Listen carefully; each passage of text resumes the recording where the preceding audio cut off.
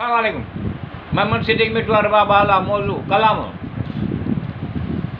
अहिड़े अंदाज़ ईअं नज़रुनि सां न ॾिस मूंखे, लफ़्ज़नि जे सहारे कीअं ॿुधायां त केतिरी मुहबत तोसां आहे मूंखे। अहिड़े अंदाज़ ईअं नज़रुनि सां न ॾिस मूंखे, लफ़्ज़नि जे सहारे कीअं ॿुधायां त केतिरी मुहबत तोसां आहे मूंखे। वक़्तु सुठो या अणवणंदड़ गुज़री वेंदो आहे, वक़्तु सुठो या अणवणंदड़ गुज़री वेंदो आहे, पर ॻाल्हियूं ऐं माण्हू यादि ईंदा आहिनि मूंखे। अहिड़े अंदाज़ ईअं नज़रुनि सां न ॾिस मूंखे, लफ़्ज़नि जे सहारे कीअं ॿुधायां त केतिरी मुहबत तोसां आहे मूंखे।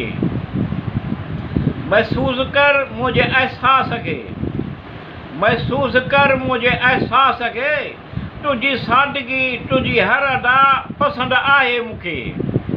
अहिड़े अंदाज़ ईअं नज़रुनि सां न ॾिस मूंखे, लफ़्ज़नि जे सहारे कीअं ॿुधायां त केतिरी मुहबत तोसां आहे मूंखे।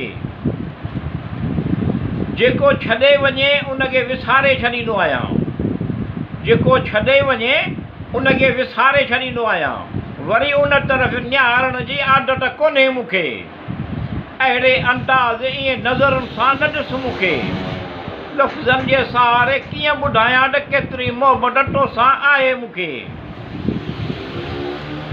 जेको मूंसां मिलण ईंदो आहे उनजी दिलि सां इज़त कंदो आहियां, जेको मूंसां मिलण ईंदो आहे उनजी दिलि सां इज़त कंदो आहियां, जेको उथी वञणु चाहे उनखे रोकण जी आदत कोन्हे मूंखे। अहिड़े अंदाज़ ईअं नज़रुनि सां न ॾिस मूंखे, लफ़्ज़नि जे सहारे कीअं ॿुधायां त केतिरी मुहबत तोसां आहे मूंखे।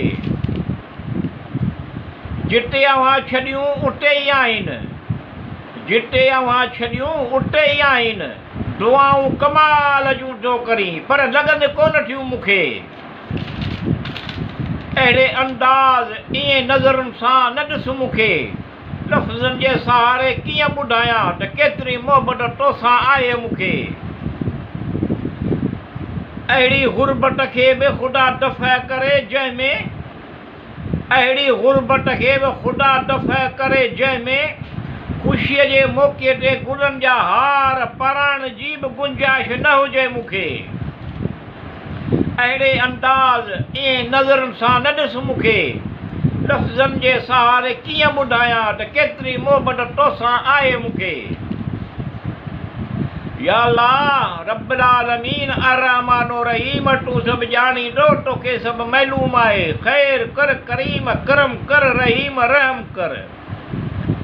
या अल्लाह रब्बुल आलमीन अर्रहमानो रहीम, तूं सभु ॼाणींदो तोखे सभु मालूम आहे। ख़ैर कर रहीम रहम कर करीम करम कर।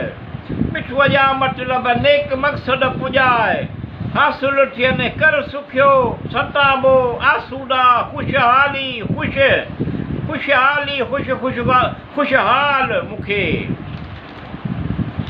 अहिड़े अंदाज़ ईअं नज़रुनि सां न ॾिस मूंखे, लफ़्ज़नि जे सहारे कीअं ॿुधायां त केतिरी मुहबत तोसां आहे मूंखे।